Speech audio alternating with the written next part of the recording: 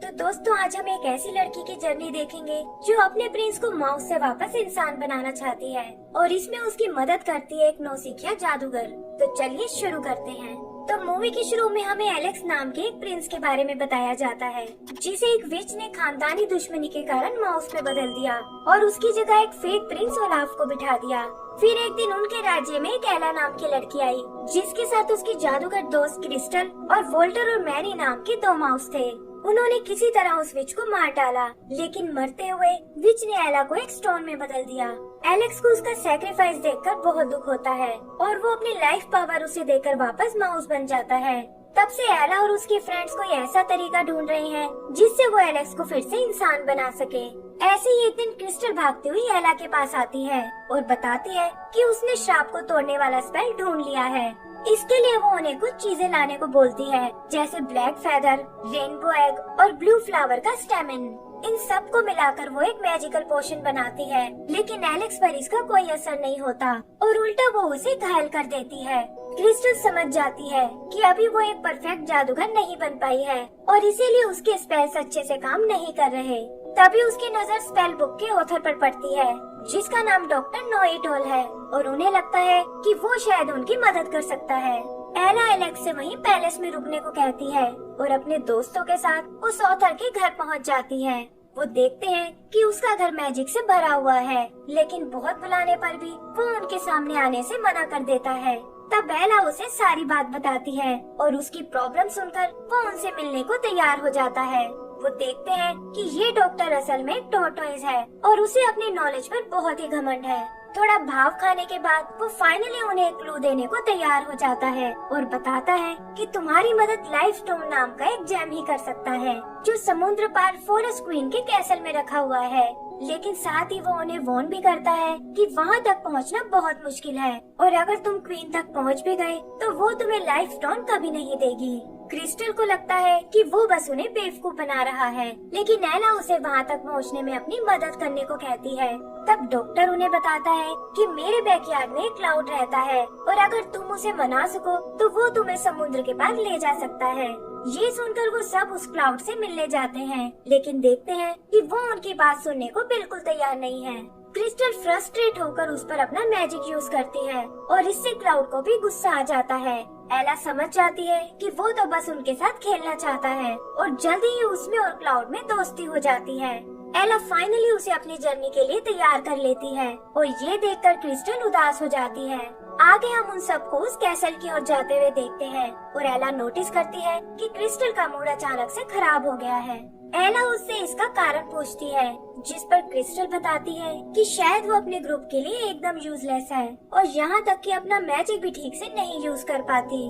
उसे लगता है कि वो कभी एक परफेक्ट जादूगर नहीं बन पाएगी और शायद अब उसे जादू करना छोड़ देना चाहिए। तब एला उसे समझाती है कि इंसान को कोशिश करना कभी नहीं छोड़ना चाहिए और वो उसे खुद पर यकीन रखने को बोलती है। फिर जल्दी ही वो लोग उस फॉरेस्ट तक पहुंच जाते हैं और क्लाउड उन्हें वहीं छोड़कर वापस चला जाता है। यहाँ उनका सामना एक बोलने वाले पेड़ से होता है जो खुद को इस फॉरेस्ट का गाइड बताता है और कहता है कि मैं तुम्हें उस कैसल तक तुरंत पहुँचा दूंगा। वो देखते हैं कि ये पेड़ चलने में बहुत स्लो है, लेकिन कोई और चारा न होने के कारण उन्हें उसे ही फॉलो करना पड़ता है। पेड़ की मदद से फाइनली वो उस कैसल तक पहुंच जाते हैं और देखते हैं कि 2 गार्ड्स वहाँ की पहरेदारी कर रहे हैं। क्रिस्टल अपने माउस फ्रेंड के साथ उनका ध्यान भटकाती है और पीछे से एला उस कैसल के अंदर चली जाती है। वहाँ उसे फॉरेस्ट क्वीन का रूम दिखाई देता है जिसमें कुछ अजीब से स्टैचूज रखे हुए हैं। तभी एक लैंप जिंदा होकर उसके सामने आ जाता है और कहता है कि तुम शक्ल से मुझे एक चोर लग रही हो। वो एला से खुद को अपने साथ ले जाने को बोलता है और कहता है कि मैं रास्ते में तुम्हारे बहुत काम आऊंगा। देखते ही देखते वो दूसरे स्टैचूज भी एला से यही रिक्वेस्ट करने लगते हैं, जिसमें एक जीनी और एक मैजिकल कारपेट भी है। फिर एला गलती से एक मैजिकल पेंटिंग में चली जाती है और एक के बाद एक उसे वहाँ कई खतरों का सामना करना पड़ता है। तभी उन्हें फॉरेस्ट क्वीन के आने की आवाज सुनाई देती है और एक लेडी एला को पेंटिंग से बाहर निकाल देती है। लैंप उसे जल्दी से एक अलमारी में छुपने को कहता है और तभी क्वीन अपने रूम में आ जाती है। वो समझ जाती है कि यहाँ जरूर कुछ गड़बड़ हुई है और अपने मैजिक से एला को अलमारी से बाहर निकाल लेती है। वो एला से इस तरह यहाँ आने का कारण पूछती है और तभी उसे ढूंढते हुए क्रिस्टल और वो माउस वहाँ आ जाते हैं। क्वीन को लगता है कि ये सब शायद यहाँ चोरी करने आए हैं और वो एक एक करके उन सबको कैद कर लेती है। तब एला उसे बताती है कि हम तो यहाँ उस लाइफ स्टोन को लेने आए थे ताकि अपनी फ्रेंड एलेक्स की मदद कर सकें। लेकिन फॉरेस्ट क्वीन उन्हें बताती है कि तुम लोगों ने यहाँ आने में देर कर दी क्योंकि लाइफ स्टोन को तो डेजर्ट क्वीन ने पहले ही चुरा लिया है। तब एला उससे एक डील करती है कि अगर हम लाइफ स्टोन को वापस ले आए तो आप हमें उसे अपने फ्रेंड पर यूज करने दोगे।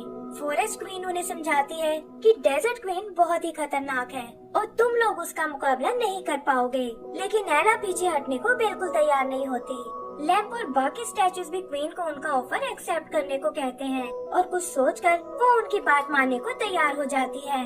फिर वो उन्हें आगे जाने के लिए एक मैप देती है और लैम्प को एक कड़े में बदलकर एला के हाथ पर बांध देती है ताकि वो उन सब पर नजर रख सके। आगे का सीन डेजर्ट कैसल का है जहाँ ओलाफ इस सारे प्लान की जानकारी डेजर्ट क्वीन को देता है, लेकिन उसे लगता है कि वो बच्चे उसका कुछ नहीं बिगाड़ पाएंगे। तब ओलाफ कहता है कि आपको अपनी आर्मी के लिए एक जादूगर की जरूरत थी और मैं क्रिस्टल को बहलाकर आपके पास ला सकता हूँ। बदले में आपको मेरा किंगडम पाने में मेरी मदद करनी होगी और डेजर्ट क्वीन भी इसके लिए तैयार हो जाती है। इधर आगे बढ़ते हुए एला को एक शॉर्टकट नजर आता है, लेकिन क्रिस्टल को लगता है कि उन्हें इस रास्ते पर आगे नहीं जाना चाहिए। वो अपने मैजिक से इधर उधर खतरा ढूंढने लगती है, लेकिन एला उसे समझाती है कि तुम बेवजह ही ओवर रिएक्ट कर रही हो और हर जगह मैजिक यूज करने की कोई जरूरत नहीं है। इस बात को लेकर उन दोनों में बहस हो जाती है और क्रिस्टल गुस्से में उन्हें छोड़कर चली जाती है। यहीं हम ओलाफ को देखते हैं जो छुप कर उन पर नजर रख रहा था और वो क्रिस्टल से मिलने उसके पीछे जाता है। आगे एला और उसके साथियों को एक हट दिखाई देती है जिसमें ढेर सारा खाना रखा हुआ है। तभी एक पिंजरा एला को कैद कर लेता है और पता चलता है कि ये एक शैतान बिल्ली का घर है। वो वोल्टर को पकड़कर खाने की कोशिश करती है, लेकिन देखती है कि वोल्टर को उसकी बनाई डिशेस बहुत पसंद आई हैं। ये देखकर उसे बहुत खुशी होती है क्योंकि वो हमेशा से एक शेफ बनना चाहती थी, लेकिन कोई भी उसकी डिशेस को पसंद नहीं करता था। एला को ये सुनकर क्रिस्टल का ध्यान आता है और वो सोचती है कि ना जाने वो किस हाल में होगी। उधर ओलाफ क्रिस्टल से मिलने आता है और उसे बताता है कि तुम्हारे दोस्तों को तुम्हारी स्किल्स की कोई कदर नहीं है और अगर तुम डेजर्ट क्वीन के साथ मिल जाओ तो वो तुम्हें एक पावरफुल जादूगर बना देगी। क्रिस्टल भी उसकी चालाकी को नहीं समझ पाती और डेजर्ट क्वीन का साथ देने को तैयार हो जाती है। इधर एला और मौसीस का सामना एक बियर से होता है और इससे पहले कि वो उन्हें चोट पहुंचा पाए, एला उसे अपने यहाँ आने का कारण बताती है। बेयर उसका दोस्तों के लिए प्यार देखकर बहुत इम्प्रेस होता है और कहता है कि मैं तुम्हें यहाँ से सही सलामत जाने दूंगा, लेकिन पहले तुम्हें मेरे लिए एक लेटर पढ़ना होगा। पता चलता है कि ये लेटर उसके भाई ने उसे लिखा था, जिसके साथ काफी टाइम पहले उसकी लड़ाई हो गई थी और अब वो सब कुछ भुलाकर उससे दोबारा मिलना चाहता है। एला समझ जाती है कि अपनों से अलग होना ही दुनिया का सबसे बड़ा दुख है और ये सोचकर उसे क्रिस्टल का ख्याल आता है और वो वोल्टर और मैनी के साथ उसे ढूंढने निकल जाती है। ओलाफ भी डेजर्ट में उन्हें देख लेता है और क्रिस्टल की मदद से वो उन तीनों को एक स्पेल में कैद कर लेते हैं। एला भी क्रिस्टल को उसके साथ देखकर बहुत हैरान होती है और उसे समझाती है कि तुम्हें इस आदमी पर विश्वास नहीं करना चाहिए, लेकिन क्रिस्टल पर इन बातों का कोई असर नहीं होता और वो उन्हें धोखेबाज और सेल्फिश बताती है। ओलाफ भी आग में घी डालने का काम करता है और कहता है कि अब तुम्हारी बातों से कोई फर्क नहीं पड़ता और जल्दी ही क्रिस्टल एक पावरफुल जादूगर बन जाएगी। एला एक बार फिर उससे माफी मांगती है और कहती है कि तुम्हारे बिना हम यहाँ तक कभी नहीं पहुँच सकते थे और तुम अभी भी हमारी टीम का एक अहम हिस्सा हो। ये सुनकर क्रिस्टल को अपनी गलती का एहसास हो जाता है और अपने दोस्तों को आजाद करके वो ओलाफ को स्पेल में कैद कर लेती है। आगे वो एक लंबा रास्ता तय करके उस कैसल तक आते हैं, जिस तक जाने के लिए उन्हें एक ब्रिज क्रॉस करना होगा। लेकिन जैसे ही वो उसके सेंटर में आते हैं, वो ब्रिज टूटने लगता है और ये लोग बड़ी मुश्किलों से बचते हुए दूसरी तरफ आते हैं। फिर कुछ बबल्स उन्हें उठाकर ऊपर पैलेस में ले जाते हैं और यहाँ उनका सामना उस डेजर्ट क्वीन से होता है। वो उन्हें बताती है कि लाइफ स्टोन से मैं अपने डेजर्ट को हरा भरा करना चाहती हूँ और यही मेरी डेस्टिनी है। एला उससे किसी और तरीके के बारे में पूछती है, जिस पर क्वीन कहती है कि मुझे अपने काम के लिए जादूगर की जरूरत है और अगर क्रिस्टल यहाँ रहने को तैयार हो जाए तो मैं तुम्हें वो लाइफ स्टोन यूज करने के लिए दे सकती हूँ। क्रिस्टल उसकी बात मानने को तैयार हो जाती है और एला को समझाती है कि इससे वो एलेक्स को फिर से इंसान बना सकती है और डेजर्ट क्वीन की मदद से उसका बड़ा जादूगर बनने का सपना भी पूरा हो जाएगा। फिर डेजर्ट क्वीन उसके हाथ में वो लाइफ स्टोन देती है, लेकिन पता चलता है कि ये सब उसका एक प्लान था और उसने क्रिस्टल को अपने स्पेल में बांध लिया है। उसे कंट्रोल करके वो एला को पहाड़ी से नीचे गिरा देती है और क्रिस्टल को अपने साथ कैसल में ले जाती है। इधर एला किसी तरह बच जाती है और वोल्टर और मैनी के साथ ऊपर कैसल की ओर चढ़ने लगती है। उधर डेजर्ट क्वीन क्रिस्टल से एक बार फिर सोचने को कहती है और बताती है कि मैं तुम्हारा परफेक्ट जादूगर बनने का सपना पूरा कर सकती हूँ, लेकिन क्रिस्टल ऐसा करने से मना कर देती है। तभी एला और उसके माउस वहाँ आते हैं और क्वीन को बातों में उलझाकर लाइफ स्टोन को चुरा लेते हैं। क्रिस्टल भी स्पेल टूटने से आजाद हो जाती है और वो सब कैसल से बाहर आ जाते हैं। डेजर्ट क्वीन गुस्से में उन पर अटैक करती है, जिसके लगते ही क्रिस्टल एक डॉल में बदल जाती है। एला को ये देखकर बहुत दुख होता है और वो डेजर्ट क्वीन से इसका बदला लेने की सोचती है। डेजर्ट क्वीन उस पर भी अपना स्पेल यूज करने की कोशिश करती है, लेकिन एंड टाइम पर वहाँ फॉरेस्ट क्वीन आ जाती है। फॉरेस्ट क्वीन एला से वो लाइफ स्टोन लाने को कहती है, क्योंकि उसके बिना वो डेजर्ट क्वीन का मुकाबला नहीं कर पाएगी। और ये सुनकर एला तुरंत उसे ढूंढने निकल जाती है। पता चलता है कि वो लाइफ स्टोन मैनी के पास है, लेकिन तभी उनके सामने ओलाफ आ जाता है। वो उनसे स्टोन छीनने की कोशिश करता है, लेकिन एला वहाँ आकर उस स्टोन को पकड़ लेती है। तभी वो माउस ओलाफ पर अटैक कर देते हैं और इसी हड़बड़ी में उनके साथ साथ एला भी पहाड़ी से नीचे गिरने लगती है। लेकिन इससे पहले कि वो लोग नीचे जमीन से टकराएं, क्लाउड वहाँ आकर उन्हें बचा लेता है और बताता है कि डॉक्टर ने उसे उनकी मदद करने भेजा है। फिर वो उड़ते हुए वापस कैसल की ओर आते हैं और देखते हैं कि डेजर्ट क्वीन ने फॉरेस्ट क्वीन को ट्रैप कर लिया है। एला किसी तरह बचते हुए उस स्टोन को फॉरेस्ट क्वीन की ओर उछालती है, लेकिन वो देखते हैं कि डेजर्ट क्वीन भी उसे पकड़ने आ रही है। तभी फॉरेस्ट क्वीन एला के हाथ में बंधे उस लैंप को एक्टिवेट करती है और उसकी रोशनी डेजर्ट क्वीन को चकाचौंध कर देती है। लाइफ स्टोन भी फाइनली फॉरेस्ट क्वीन की छड़ी तक पहुंच जाता है और वो डेजर्ट क्वीन को उड़ाकर दूर फेंक देती है।